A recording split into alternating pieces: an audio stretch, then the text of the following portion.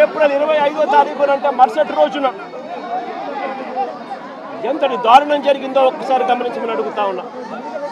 మరుసటి రోజున 25వ తారీఖున ఇదే కానిస్టేబుల్ ఈయనతో పాటు మరికొందరు పోలీసులు ఏకంగా మంగళగిరికి వెళ్ళినారు.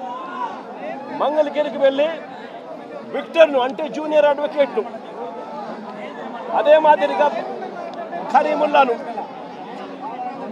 వీళ్ళిద్దరిని కొట్టుకుంటూ తీసుకొచ్చారు.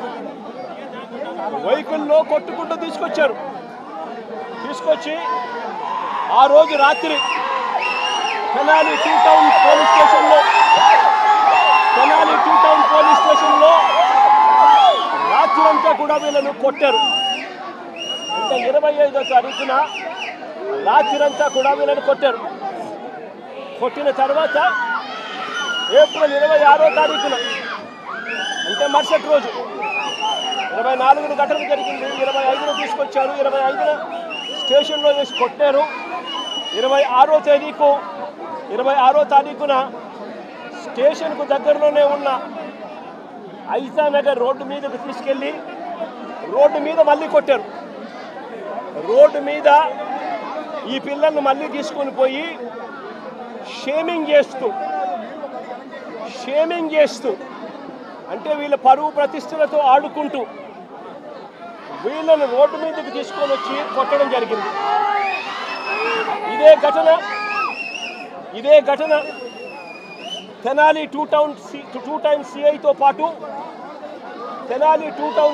పాటు పక్కనే ఉన్న మరో పోలీస్ స్టేషన్ సిఐ కూడా వీళ్ళను కొట్టిన వారిలో వీళ్ళిద్దరూ ఉన్నారు. దీనికి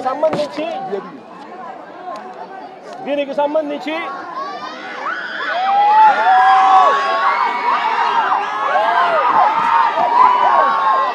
ఆ రోజు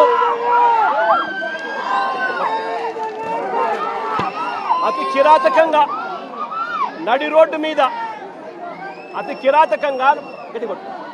కిరాతకంగా నడి రోడ్డు మీద వీళ్ళ పరువు ప్రతిష్టలు తీస్తూ నడి రోడ్డు మీద అతి కిరాతకంగా పోలీసులు కొట్టిన తీరు ఇది.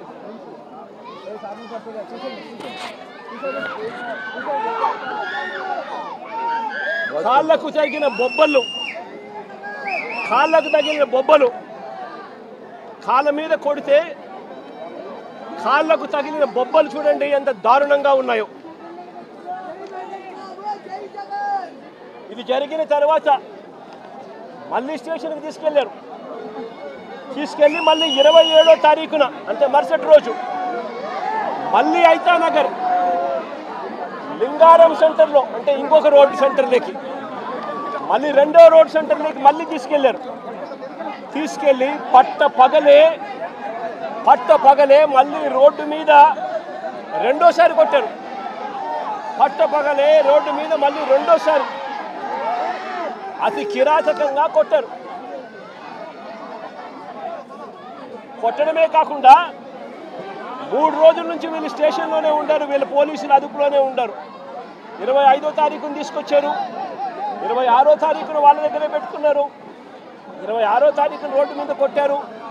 రాత్రంతా వాళ్ళ దగ్గరే పెట్టుకున్నారు. 27వ తారీఖున మళ్ళీ ఇంకో రోడ్డు దగ్గరికి తీసుకొచ్చారు.